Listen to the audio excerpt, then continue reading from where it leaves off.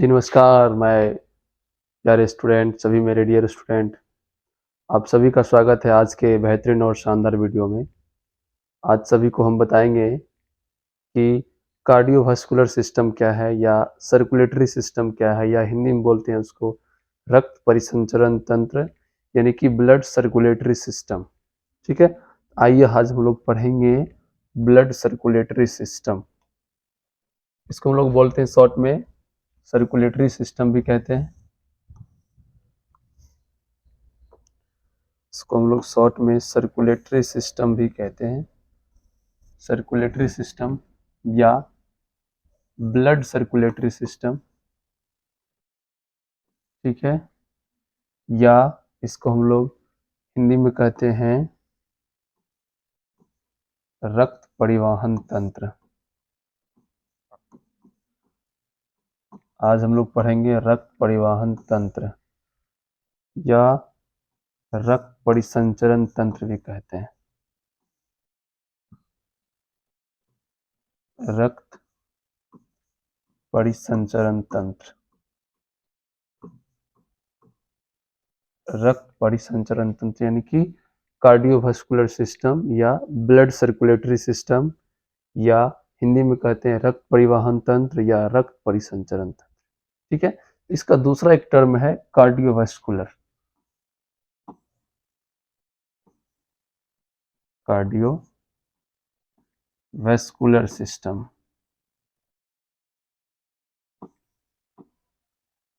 Cardiovascular system. ठीक है दोस्तों, तो ब्लड सर्कुलेटरी सिस्टम को हम लोग कार्डियोवास्कुलर सिस्टम भी कहते हैं। ठीक है, इसका कहने का मतलब ये हुआ कि कार्डियो जो वर्ड है उसका मीनिंग होता है हार्ट। कार्डियो वर्ड का मीनिंग क्या होता है? हार्ट। और वास्कुलर्स देख रहे हैं, इसका मीनिंग होता है वेसल्स। वास्कुलर का मीनिंग क्या होता है? Vessels, vessels. ठीक है, यानी कि हम लोग इसमें मुख्य रूप से हार्ट के बारे में पढ़ेंगे और वेसल्स। कौन सा वेसल्स? Blood vessels. तो जो हमारा कार्डियोवास्कुलर सिस्टम है इसमें मुख्य रूप से हम लोग हार्ट और वेसल्स के बारे में पढ़ेंगे, क्योंकि यही दो ऑर्गन ऐसा है जो हमारे पूरे बॉडी सिस्टम में या बॉडी के ईच एंड एवरी सेल में, प्रत्येक कोशिका और ऊतक में ब्लड का परिवहन करता है, ब्लड को पहुंचाता है। ठीक है दोस्तों, यही एक ऐसा सिस्टम है, हार्ट और ब्लड वेसल से मिलके क्या करता है, हमारे पूरे बॉडी में ब्लड का सर्कुलेशन करता है, जिसका इमेज आपको सामने कुछ इस प्रकार से है। ये हमारा हार्ट है, यहाँ जो देख रहे हैं ये डायग्राम, ये क्या है? हार्ट है। और ये सारे मिलियन ट्रिलियंस में ब्लड वेसल्स। ठीक है, तो हार्ट जो होता है कि हमारे मोटर जैसा काम करता है, और उसका ब्लड वेसल्स एक पाइप हो गया, ट्यूब हो गया। जैसे आप लोग देखें ना, मोटर चलाते हैं, मोटर चलाते हैं तो मोटर का काम क्या होता है? वाटर को पंप करना। ठीक है, और पाइप का काम क्या होता है? ब्लड को या पानी को ट्रांसपोर्ट करना, परिवहन करना। सेम जस्ट लाइक यहाँ वैसे ही वर्क करता है। हार्ट एक प्रकार का मोटर जैसा काम करता है जो पंपिंग का काम करता है, ये ब्लड को पंप करता है। और ये जो ब्लड वेसल्स देख रहे हैं, ये एक प्रकार का पाइप है, एक प्रकार का ट्यूब है जो ब्लड के परिवहन में मदद करता है। ठीक है दोस्तों, ये हो गया आपका सर्कुलेटरी सिस्टम। ठीक है, तो सर्कुलेटरी सिस्टम का जो मेन ऑर्गन होता है वो होता है हार्ट। सर्कुलेटरी सिस्टम का जो मेन ऑर्गन होता है, मेन ऑर्गन वो क्या है? हार्ट। मतलब यही मोटर के जैसा काम करता है। ये आपका सर्कुलेटरी सिस्टम का सबसे महत्वपूर्ण अंग है हार्ट, जिसको हम लोग हिंदी में कहते हैं हृदय या दिल कहते हैं। ठीक है, अब देखिए, हार्ट जो होता है सभी व्यक्तियों में, मानव के बॉडी में या अन्य जीवों में होता है, लेकिन हम लोग आज पढ़ेंगे मानव के बॉडी में हार्ट कैसे वर्क करता है। ठीक है, तो प्रत्येक मानव की बॉडी में एक हार्ट होता है, एक ही दिल होता है। ठीक है, दो दिल होने का कोई चांस नहीं है। तो एक हार्ट होता है, इसका जो वेट होता है, इसका वेट, वजन लगभग 250 से 300 ग्राम होता है। ठीक है, 250 से 300 ग्राम, मतलब प्रत्येक ह्यूमन बॉडी में जो हार्ट होता है उसका वेट जो होता है 250 से 300 ग्राम होता है। यानी कि लगभग अप्रोक्सीमेटली मेल में जो होता है, सॉरी फीमेल में जो होता है वो लगभग 250 ग्राम के आसपास होता है, और मेल का जो हर्ट होता है वो बड़ा होता है अकॉर्डिंग टू फीमेल। ठीक है, इसका जो साइज होता है लगभग 3 कोणीय आकार का होता है, या आपके सामने देख रही है मुट्ठी जो बना हुआ है लगभग इसी आकार का होता है हर्ट। ठीक है, इसी आकार का इसका साइज होता है, हर्ट होता है।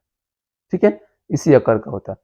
और इसका जो पोजीशन है बिटवीन टू लंग्स, मतलब दोनों फेफड़ा के बीच में, यहाँ देख रहे हैं आप लोग इमेज, ये हमारे 2 लंग्स हैं और दोनों लंग्स के ये बीच में जो आप देख रहे हैं हार्ट, इससे बड़ा डायग्राम यहाँ देख लीजिए।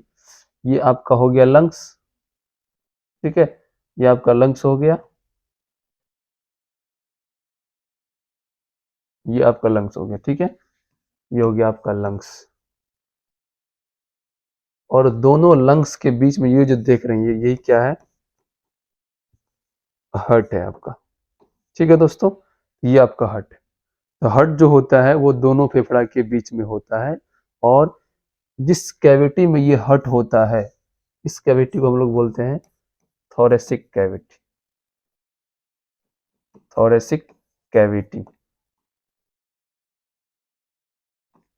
हिंदी में कहते हैं वक्ष गुहा।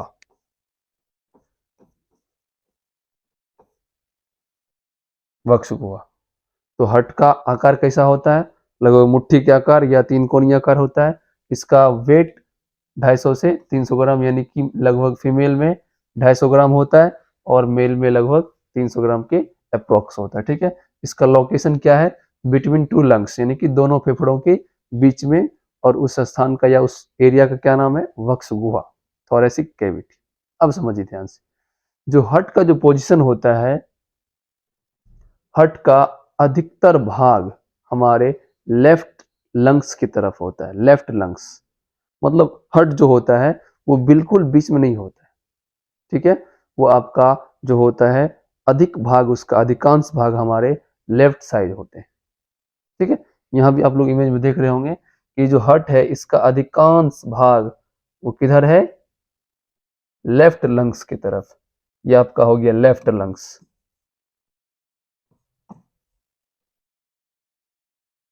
ठीक है, अधिकांश भाग जो होता है वो लेफ्ट लंग्स की तरफ होता है। इसी कारण देखते हैं ना, यहाँ जो लंग्स का ये एरिया है इस प्रकार से यहाँ बहुत अधिक मात्रा में धंसा हुआ है। ठीक है, ये एरिया बिल्कुल सीधा यहाँ तक सीधा है लंग्स का, लेकिन जो लेफ्ट लंग्स का जो एरिया है, जो लेफ्ट लंग्स का एरिया वो यहाँ से ये लंग्स मतलब बिल्कुल यहाँ से धंसा हुआ, और यहाँ तक बिल्कुल हार्ट का एरिया है ये।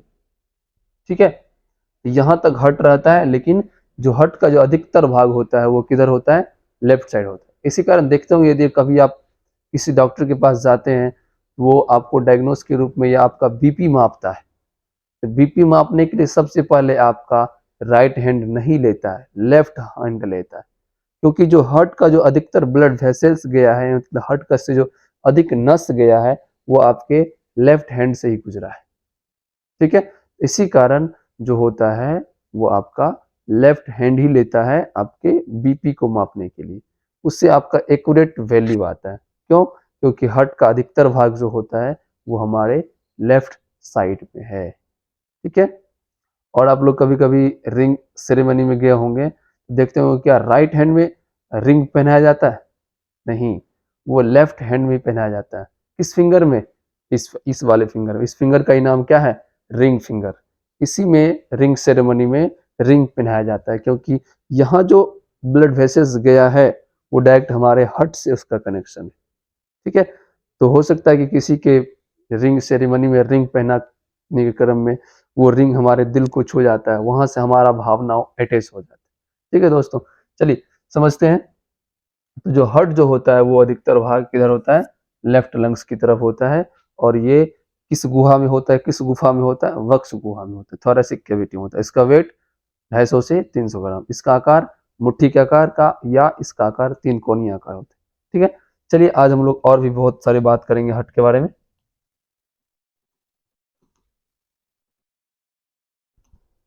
अब देखिए, ये आपका हार्ट हो गया, बस वही बताए जो इससे पहले बताए थे, मतलब हार्ट का जो पोजीशन होता है वो बिटवीन टू लंग्स, मतलब दोनों फेफड़ा के बीच में होता है। ठीक है दोस्तों, चलिए अब देखते हैं, आप लोग को बताते हैं कि हार्ट के अंदर जो होता है वो हार्ट के अंदर एक उसका बाह्य सुरक्षा के रूप में उसके ऊपर दीवार रहता है।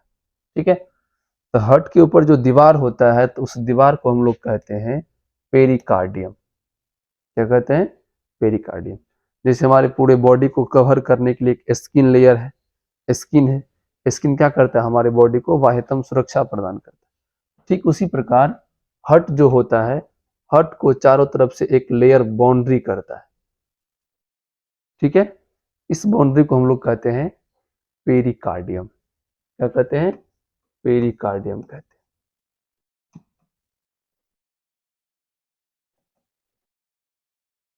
पेरिकार्डियम यानी कि हार्ट का जो बाउंड्री होता है, हार्ट को जो चारों तरफ से कवर करता है, उस लेयर को हम लोग क्या बोलते हैं? पेरिकार्डियम। ठीक है, और ये जो हार्ट का जो दीवार होता है, इसमें मुख्य रूप से 3 लेयर होते हैं। पेरिकार्डियम में कितने लेयर? 3 लेयर। ठीक है, तो मान के चलिए ये पेरिकार्डियम हो गया आपका, या ये पहला लेयर हो गया।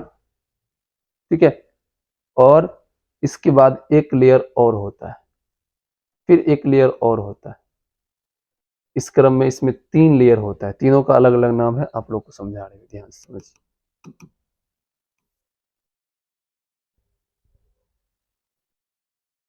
चलिए आपको हम यहाँ खुद से इमेज बना के दिखा रहे हैं।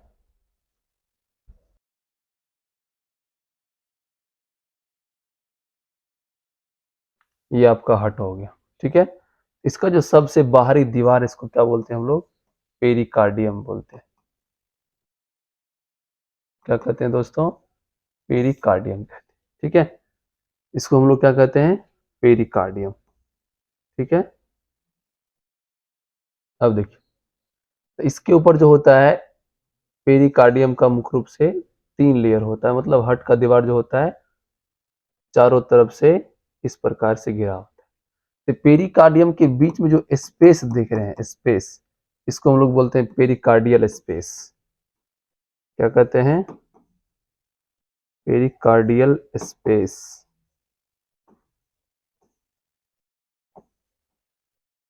पेरिकार्डियल स्पेस कहते हैं। ठीक है, यानी कि पेरिकार्डियम, दो पेरिकार्डियम के बीच में जो खाली स्थान होता है उसको हम लोग कहते हैं पेरिकार्डियल स्पेस।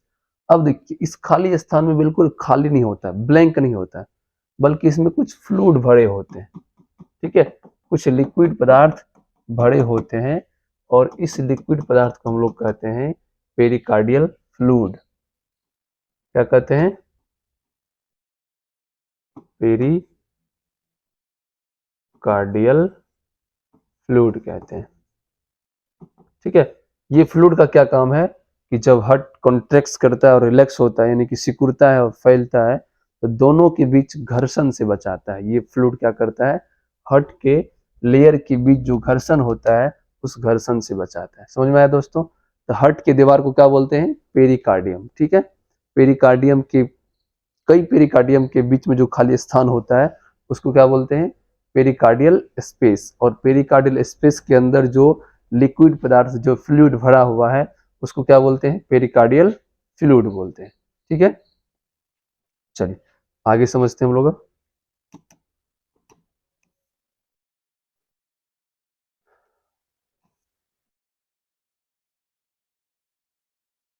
अब आप लोग को समझाते हैं कि हार्ट को जो होता है, एक बीच बीच एक दीवार उसको डिवाइड करता है।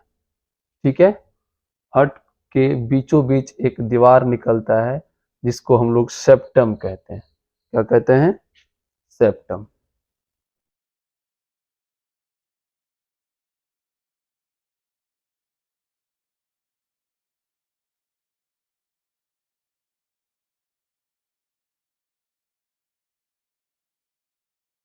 चलिए, तो हार्ट को जो बीचों बीच बांटता है, एक लेयर होता है, एक मोटी दीवार होती है, वाल होता है, उसको हम लोग सेप्टम बोलते हैं। ठीक है, तो सेप्टम जो होता है वो हार्ट को क्या करता है? इस प्रकार से बीचों बीच बांटता है, डिवाइड करता है। ठीक है, इस प्रकार से इसको डिवाइड करते हैं, इसको हम लोग बोलते हैं सेप्टम। इस दीवार को क्या कहते हैं? सेप्टम कहते हैं। सेप्टम कहते हैं। ठीक है, अब देखिए और एक इस प्रकार से भी डिवाइड किया है। ठीक है, ये तो जो इस दीवार के ऊपर देख रहे हैं ये ऊपर वाला भाग हो गया एट्रियम। क्या हो गया? एट्रियम। और इस दीवार से नीचे वाला भाग होता है वेंट्रिकुलर। क्या होता है? वेंट्रिकुलर, जिसको हम लोग हिंदी में आप लोग पढ़े होंगे 8 या 9th क्लास में, 8 क्लास में या 10th क्लास में पढ़े होंगे, आलिंद वेंट्रिकुलर को निलय, आलिंद और निलय। ठीक है, आलिंद हमेशा ऊपर वाले को कहते हैं, निलय नीचे वाले को। आलिंद ऊपर वाले को और निलय नीचे वाले को। ठीक है, ये हो गया आपका आलिंद और नीचे वाला हो गया निलय। ठीक है, अब ये जो मेन डिवाइडर है जिसको हम लोग सेप्टम बोलते हैं, ठीक है, तो ये आपके एट्रियम को भी दो भाग में बांटता है और वेंट्रिकल को भी दो भागों में बांटता है। ठीक है, तो ऊपर वाला सबसे पहले आपको याद रखना पड़ेगा, ऊपर वाला क्या है? एट्रियम यानी कि आलिंद है, और नीचे वाला वेंट्रिकल यानी कि निलय। अब एट्रियम को क्या किया? दो भाग में डिवाइड कर दिया। जब भी हम लोग किसी चीज को दो डिवाइड करेंगे, दो भाग में डिवाइड करेंगे, तो ऑटोमेटिक है कि एक तरफ राइट हो जाएगा, दूसरी तरफ लेफ्ट हो जाएगा। ठीक है, तो एट्रियम को जो दो भाग में डिवाइड किया, तो पहला हो गया राइट एट्रियम और दूसरा हो गया लेफ्ट एट्रियम। ठीक है, अब एट्रियम को बांटने वाले सेप्टम को हम लोग कहते हैं आर्ट्रियल सेप्टम। जैसे कोई सड़क, कोई नाला, कोई गांव या कोई रास्ता किसी गांव से होकर गुजरता है, तो उस रास्ता का नाम उसी गांव से हो जाता है। ठीक है, जैसे किसी गांव से कोई हाईवे गुजरता है, हम लोग कहते हैं ये सहरसा का हाईवे, ये मधेपुरा का हाईवे, सोनवर्षा का हाईवे, उसका उसी का नाम उस रोड को दे दिया जाता है। ठीक उसी प्रकार ये सेप्टम एट्रियम से होकर गुजर रहा है, इसका इस सेप्टम का नाम यहां से लेके यहां तक क्या हो जाएगा? आर्टेरियल सेप्टम या ऑरिकुलर सेप्टम भी कह सकते हैं इसको। ठीक है, अब देखिए यहां से लेके यहां तक किसको डिवाइड कर रहा है? ये निलय को, वेंट्रिकुलर को। इसी कारण इस सेप्टम का नाम क्या हो जाएगा? Ventricular septum. वेंट्रिकुलर सेप्टम यहां लिखा हुआ है वेंट्रिकुलर सेप्टम। इस प्रकार से सेप्टम भी कितने भाग? दो भाग। जो एट्रियम को डिवाइड करेगा आर्टेरियल सेप्टम, और जो वेंट्रिकुलर को डिवाइड करेगा वेंट्रिकुलर सेप्टम। यहां तक समझ में आया? अब देखिए वेंट्रिकुलर को भी क्या कर रहा है? दो भाग में डिवाइड कर रहा है। जिस प्रकार एट्रियम को क्या किया? दो भाग में डिवाइड कर दिया, राइट एट्रियम दूसरा लेफ्ट एट्रियम। ठीक उसी प्रकार अब सेप्टम वेंट्रिकुलर को भी क्या किया? दो भाग में डिवाइड कर दिया, राइट वेंट्रिकल और लेफ्ट वेंट्रिकल, राइट वेंट्रिकल और लेफ्ट वेंट्रिकल। समझ में आया? इस प्रकार से ये हार्ट के चार चैम्बर हो गए। ठीक है, जो सेप्टम डिवाइड किया आर्ट्रियम और वेंट्रिकल, ऊपर वाला एट्रियम नीचे वाला वेंट्रिकुलर, ऊपर वाला आलिंद नीचे वाला निलय। ठीक है, इस प्रकार से इसको कितने भागों में बांटा गया? दो भाग। यहां तक समझ में आया? चलिए आगे देखते हैं। ये हार्ट का इंटरनल स्ट्रक्चर। ठीक है, अब देखिए हार्ट में मुख्य रूप से कितने चैम्बर हो गए? चार चैम्बर। अभी जस्ट आप लोगों को दिखाए हार्ट में कितने चैम्बर? चार। तो हार्ट में जो हो गया 4 चैम्बर हो गया, चैम्बर। ठीक है, बताइए ऊपर वाला क्या था? ऊपर वाला एट्रियम, और राइट साइड है तो राइट एट्रियम, और लेफ्ट साइड है तो लेफ्ट एट्रियम। तो पहला हो गया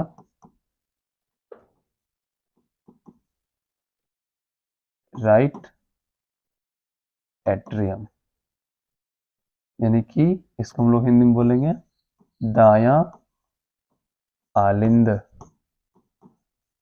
दाया आलिंद। दूसरा हो गया, ये हो गया ऊपर वाला आलिंद, नीचे वाला निलय, दोनों दाया साइड है। ये हो गया आपको राइट वेंट्रिकल, हो गया हिंदी में दाया निलय। ठीक है, तीसरा हो गया। अब देखिए राइट साइड का दोनों हो गया, राइट साइड का एट्रियम भी हो गया, वेंट्रिकुलर भी हो गया। अब चलते हैं लेफ्ट साइड। तो लेफ्ट साइड ऊपर वाला क्या है? एट्रियम। कौन सा एट्रियम? Left atrium. पहला हो गया लेफ्ट एट्रियम, हिंदी हो गया, सॉरी बाया, बाया निलय, सॉरी बाया आलिंद। हिंदी में थोड़ा कंफ्यूज कर जाते हैं बच्चे, आप लोग ध्यान दीजिएगा थोड़ा सा। बाया आलिंद। चौथा हो गया आपको लेफ्ट वेंट्रिकल, लेफ्ट वेंट्रिकल यानी कि बाया निलय। ठीक है दोस्तों, ये हो गया हार्ट का चेंबर। तो हार्ट में मुख्य रूप से कितना चेंबर? 4 चेंबर। ठीक है, कौन कौन? पहला है राइट एट्रियम, हिंदी में दायां आलिंद, ये हो गया आपका राइट एट्रियम। और ये हो गया राइट वेंट्रिकल, ऊपर वाला आलिंद, नीचे वाला नीले। दायां साइड है तो दायां आलिंद, दायां नीले। अब बायां साइड है तो बायां आलिंद और बायां नीले। उसी को लिखे हैं हिंदी में और इंग्लिश में। Right atrium, right ventricle, right atrium, right ventricle, left atrium, left ventricle, left atrium, left ventricle. Numbering भी कर दिए अकॉर्डिंग टू डायग्राम, डायग्राम के अनुसार आपका नंबरिंग हो गया। ठीक है, तो ये हो गया हार्ट में कितने चेंबर? 4 चेंबर। ठीक है, चलिए दोस्तों आगे समझते हैं अब।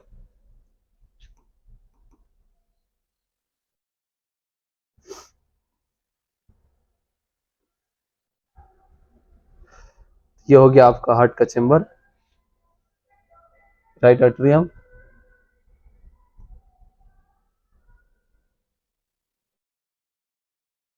Right atrium, right ventricle, left atrium, left ventricle. Heart में कितने चेंबर? 4 चेंबर। यहां तक क्लियर हो गया? चलिए आगे समझते हैं अब।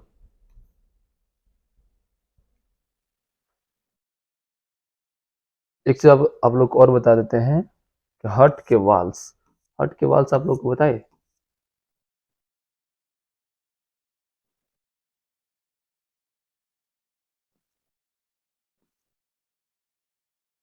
चलिए,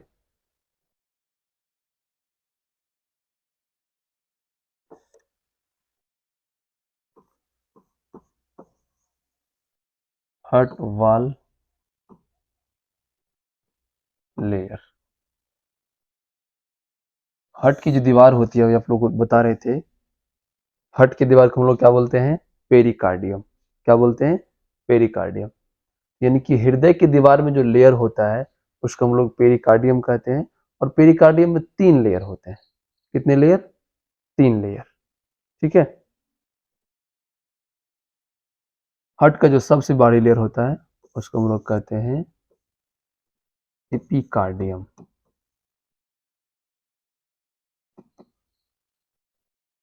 हिंदी में इसको ये बोलते हैं एपिकार्डियम। ये हो गया हार्ट के सबसे बाहरी दीवार। दूसरा होता है मायोकार्डियम। क्या होता है? मायोकार्डियम। ये हो गया हार्ट का बीच की दीवार, ये सबसे मजबूत होता है, मोटी होता है, मायोकार्डियम। ठीक है, तीसरा होता है एंडोकार्डियम।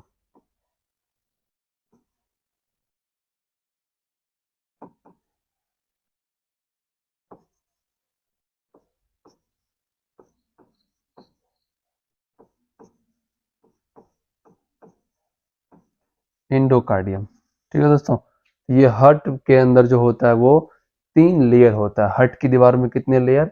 सबसे बाहरी लेयर एपिकार्डियम, सबसे बीच का लेयर मायोकार्डियम, और सबसे आंतरिक लेयर जो सबसे अंदर वाला लेयर होता है वो होता है आपका एंडोकार्डियम। यानी कि इस प्रकार से सबसे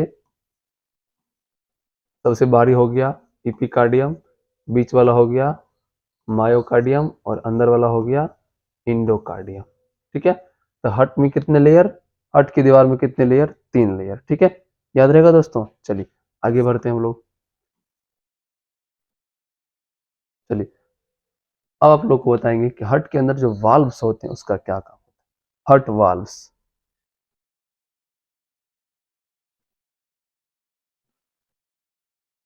हार्ट वाल्व्स, इसको हम लोग हिंदी में बोलते हैं हृदय के कपाट, हृदय का कपाट। चलिए समझिए। अब थोड़ा हम लोग पहले हार्ट के अंदर जो वाल्व है उसको समझ लेते हैं। ठीक है, हार्ट में मुख्य रूप से 4 वाल्व होते हैं। वाल्व मतलब कपाट। आगे पढ़ेंगे वाल्व का क्या फंक्शन होता है।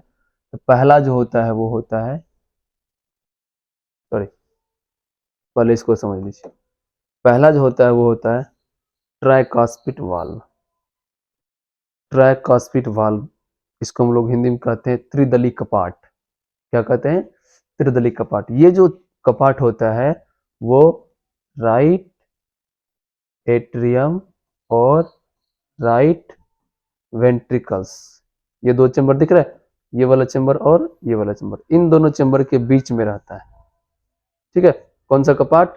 ट्राइकास्पिड वाल्व, यानी कि त्रिदली कपाट। वो हमारा राइट एट्रियम और राइट वेंट्रिकल्स यानी कि दायां आलिंद और दायां नीले के बीच में ये वाल्व रहता है, त्रिदली कपाट। दूसरा है बाइकास्पिड वाल्व। बाइकास्पिड वाल्व या इसको हम लोग मिट्रल वाल्व भी कहते हैं। बाइकास्पिड वाल्व को क्या कहते हैं? मिट्रल वाल्व भी कहते हैं। ये वाल्व जो होता है ये आपका लेफ्ट एट्रियम और लेफ्ट वेंट्रिकल्स, ये दो चैम्बर के बीच में रहता है। कौन सा वाल्व? बाइकास्पिड वाल्व या मिट्रल वाल्व। ठीक है, चलिए ये हो गया। तीसरा वाल्व जो होता है aortic valve. Aortic valve, aortic valve जो होता है वो आपको ये जो देख रहे हैं एओर्टा, एओर्टा देख रहे हैं, इसका नाम क्या है? एओर्टा या आर्क ऑफ एओर्टा। ठीक है, इसके ऊपर लगा रहता है एओर्टिक वाल्व, ये वाल्व है। ठीक है, अगला है आपको पल्मोनरी वाल्व। पल्मोनरी वाल्व, ये हो गया आपको चौथा नंबर का वाल्व। ये वाल्व जो होता है पल्मोनरी आर्टरी या पल्मोनरी, सॉरी, पल्मोनरी आर्टरी के ऊपर लगा रहता है। पल्मोनरी वाल्व किस आर्टरी पर? पल्मोनरी आर्टरी पर पल्मोनरी वाल्व लगा हुआ रहता है। ठीक है दोस्तों, यहां तक समझ में आया? तो हार्ट के अंदर कितने कपाट, कितने वाल्व? 4 वाल्व। फिर समझिए, ट्राइकास्पिड वाल्व, बाइकास्पिड वाल्व, तीसरा एओर्टिक वाल्व और पल्मोनरी वाल्व। ठीक है, ये 4 वाल्व होते हैं हार्ट में। आगे आइए समझते हैं आगे। चलिए अब थोड़ा हम हार्ट के अंदर जो ब्लड सर्कुलेशन होता है उसको समझ लेते हैं।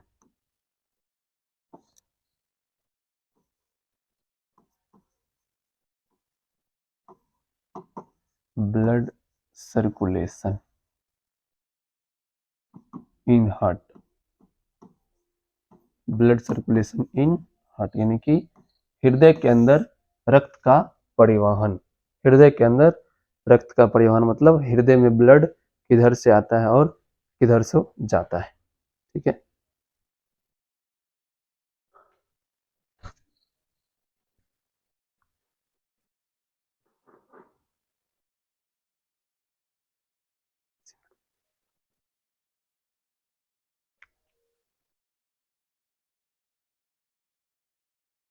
चलिए देखते हैं हम लोग हार्ट के अंदर कैसे ब्लड का सर्कुलेशन होता है। ध्यान से देखिए, तो हार्ट के अंदर कितने चेंबर? 4 चेंबर। याद रहेगा, हार्ट के अंदर कितने चेंबर? 4। हार्ट के अंदर कितने वाल्व? 4 वाल्व। हार्ट के अंदर कितने लेयर? 3 लेयर। ठीक है, इतना याद है ना? तो चलिए, पहला जो चेंबर होता है राइट एट्रियम और दूसरा होता है राइट वेंट्रिकल। चलिए समझिए, तो सबसे पहले जो ब्लड हार्ट के अंदर आता है, हार्ट के अंदर ब्लड भरता है, हमारे ऑल बॉडी से जितना भी डीऑक्सीजनेटेड ब्लड, मतलब जिस ब्लड में CO2 मिला हुआ है, CO2 वाला ब्लड यानी कि अशुद्ध रक्त, इम्प्योर ब्लड या डीऑक्सीजनेटेड ब्लड, वो सारे ब्लड हमारे सबसे पहले राइट एट्रियम में आता है और ये 2 वेन के द्वारा आता है, जिसका पहला नाम है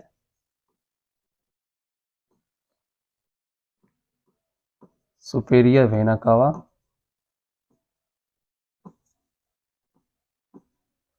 और दूसरा का नाम है इन्फेरियर वेना कावा।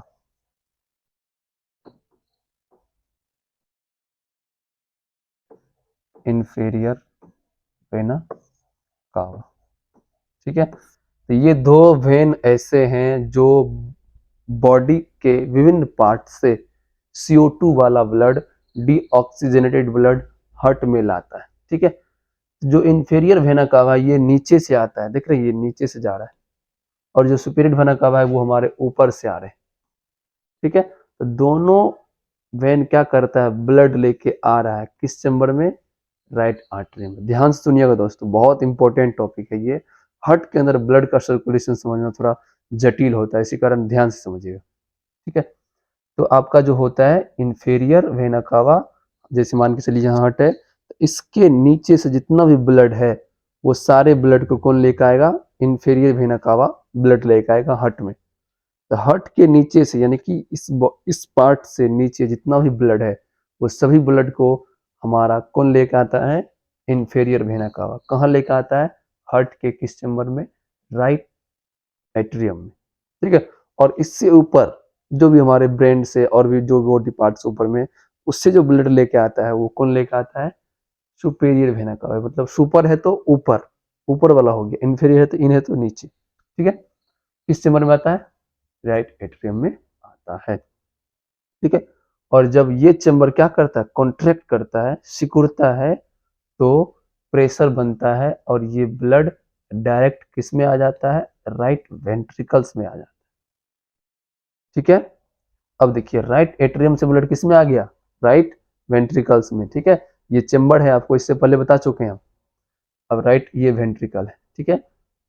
अब जब ये कॉन्ट्रैक्ट करता है, मतलब जब सिकुड़ता है, तो क्या होगा, ब्लड फिर से चल जाएगा राइट एट्रियम में, नहीं जाएगा।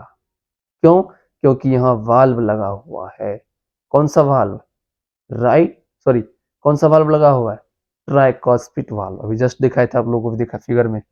इसका नाम क्या है, इस वाल्व का नाम, इस वाल्व का नाम है ट्राइकस्पिड वाल्व।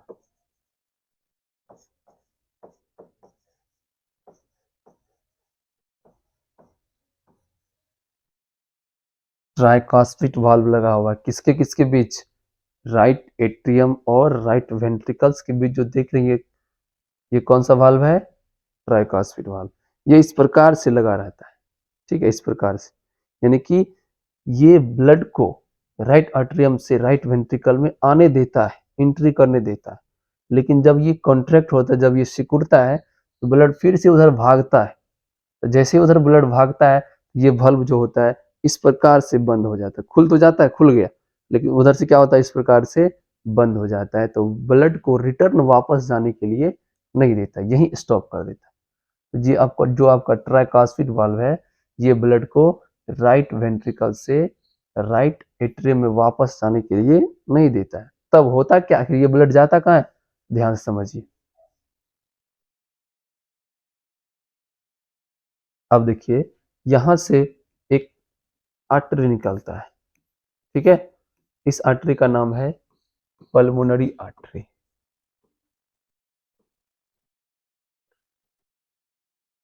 पल्मोनरी आर्टरी, ठीक है। अब देखिए, तो जैसे यहां से क्या हुआ, हार्ट ये कॉन्ट्रैक्ट किया, मतलब ये चैम्बर सिकुड़ा, तो राइट आर्टरी में ब्लड नहीं जाएगा, नहीं जाएगा। तो ये जो पल्मोनरी आर्टरी देख रहे हैं, इसके द्वारा ब्लड जाता है लंग्स में। तो ये लंग्स में क्यों जाता है, हम लोग इससे पहले प्रीवियस वीडियो में पढ़ चुके हैं कि लंग्स एक ऐसा ऑर्गन है जो ब्लड को प्यूरिफिकेशन करता है।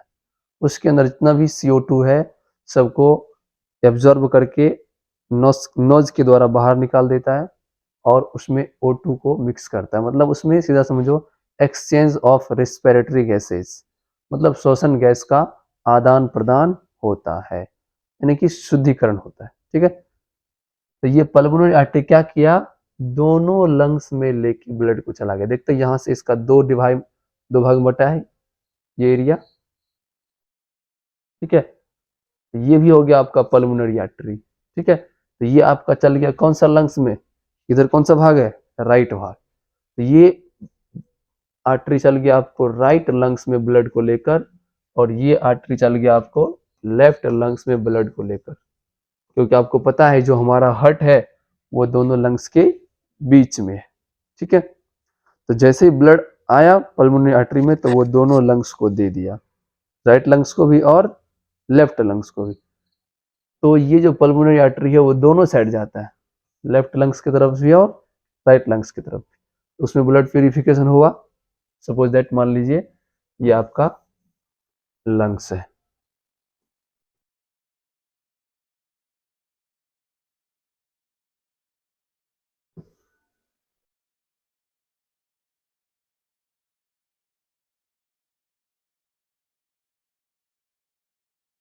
चलिए ये हो गया आपका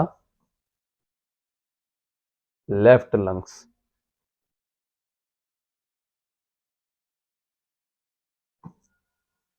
लेफ्ट लंग्स तो क्या किया, पल्मोनरी आर्टरी इसमें ब्लड लेके आया। जैसे ब्लड लेके आया तो इसमें बहुत सारे एल्वुलाई होते हैं, आपको पता है, बताएं इससे प्रीवियस क्लास में। ठीक है, यहाँ इसके अंदर जो होता है वो एल्वुलाई, उसमें क्या होता है, श्वसन गैस का आदान प्रदान हुआ, यानी कि इधर से ब्लड आया, CO2 वाला ब्लड आया। ठीक है, और उसी ब्लड में क्या किया, CO2 के एब्जॉर्ब कर लिया, इधर से क्या दे दिया, O2 वाला ब्लड भेज दिया लंग्स। किसके द्वारा, पल्मोनरी वेन के द्वारा। इसका नाम क्या है, पल्मोनरी वेन।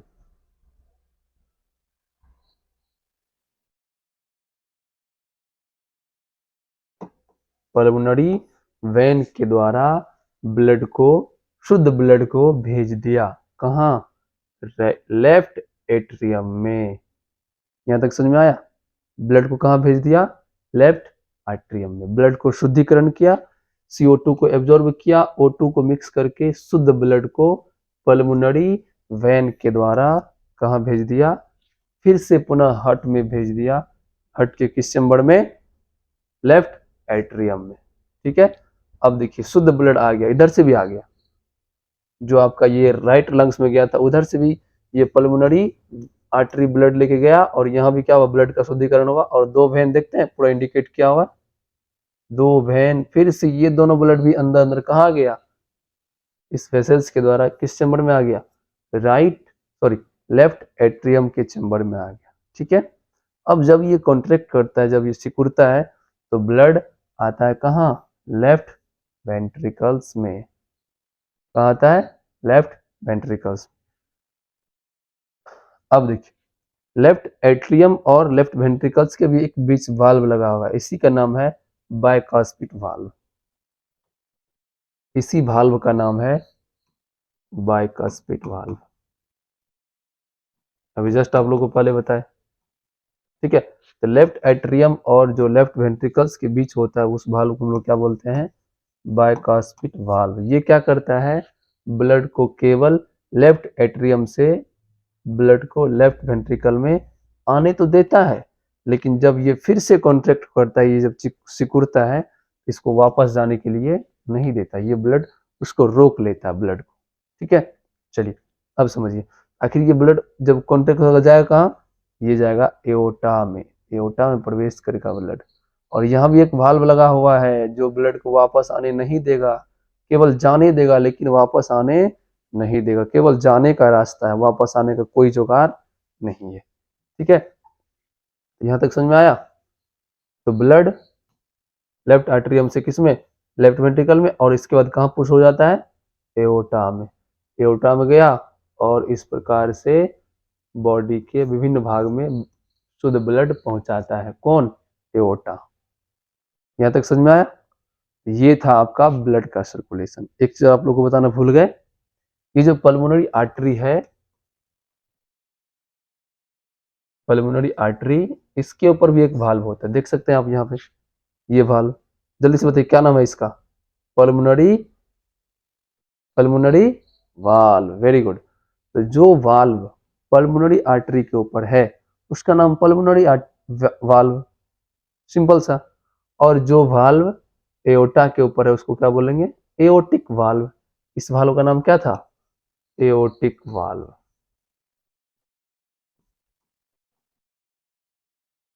तो जो वाल्व एओर्टा के ऊपर उसका नाम क्या है, एओर्टिक वाल्व, और जो वाल्व पल्मोनरी आर्टरी के ऊपर उसका नाम हो गया पल्मोनरी वाल्व। पल्मोनरी वाल्व, ठीक है। इस प्रकार हार्ट में कितने वाल्व हो गए, 4 वाल्व हो गए, ठीक है। पहला था ट्राइकास्पिड वाल्व, दूसरा था बाइकास्पिड वाल्व, तीसरा हो गया पल्मोनरी वाल्व और चौथा हो गया एओर्टिक वाल्व, ठीक है। यहाँ तक समझ आया। तो इस प्रकार से हार्ट के द्वारा ब्लड सर्कुलेशन होता है, ठीक है। अभी बता रहे थे आपको, इस प्रकार से क्या होता है, एओर्टा के द्वारा हमारे विभिन्न भाग में, बॉडी के सभी भाग में शुद्ध ब्लड का परिवहन होता है, मतलब ऑक्सीजनेटेड ब्लड का परिवहन होता है, ठीक है दोस्तों। तो ये था आपका वीडियो में आज बताया हम हार्ट के द्वारा ब्लड का सर्कुलेशन कैसे होता है, हार्ट में कितने चैम्बर होते हैं, हार्ट में कितने वाल्व होते हैं, हार्ट में कितने लेयर होते हैं। उम्मीद करते हैं आप सभी को ये वीडियो बहुत अच्छा समझ में आया होगा।